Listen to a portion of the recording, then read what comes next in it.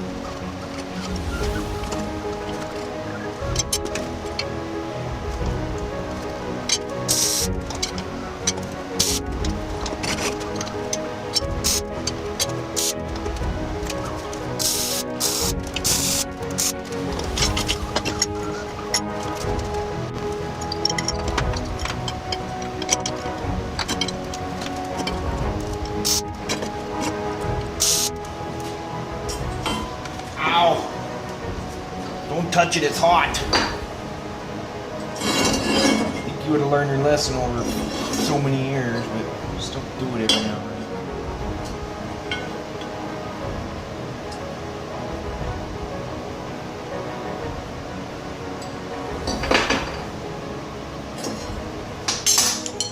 Good stuff.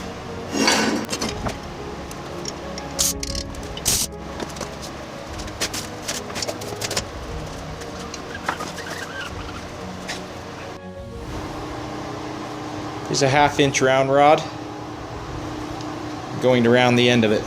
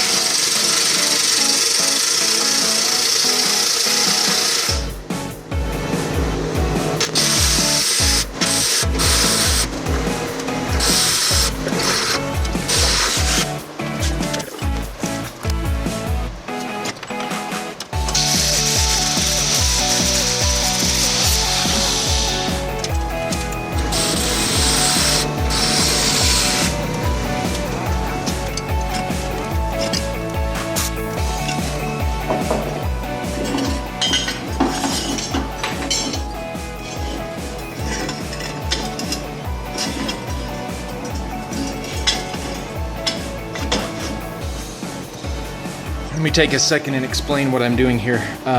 There is going to be a long 2x2 piece of square tubing in between these 2 points. Right now I'm just using a short piece for alignment purposes. But these are going to be able to slide up and down that 2x2 piece that's much longer. And when they do, the center hole for this must line up with the center of this, and that's critical. And that's what I'm lining up right now. So I threw a tack on the back of this. It's still adjustable up on the front. I'm going to slide this onto this shaft and then tack it onto here. Everything should be aligned, even if I'm not perfect, 90 degrees here, there, wherever. As long as I get this portion of it right, that's the critical piece. Sorry about the poor lighting. It's cold outside, and I shut the garage and I have the heater running, and I don't have as good a lighting when I do that.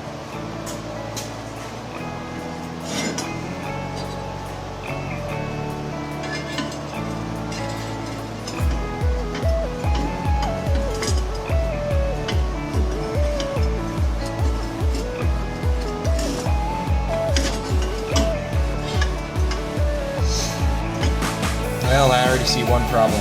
I need to shave off a 1/4 inch off of this to account for that. That's why I'm doing it all with tacks right now, though. So.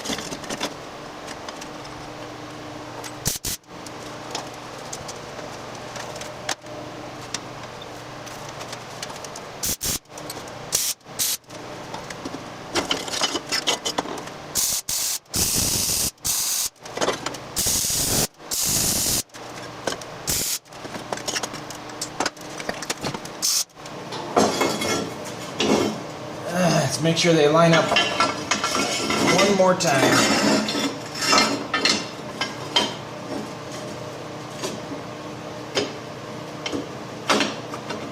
This is expanded, and so it's kind of hot right now.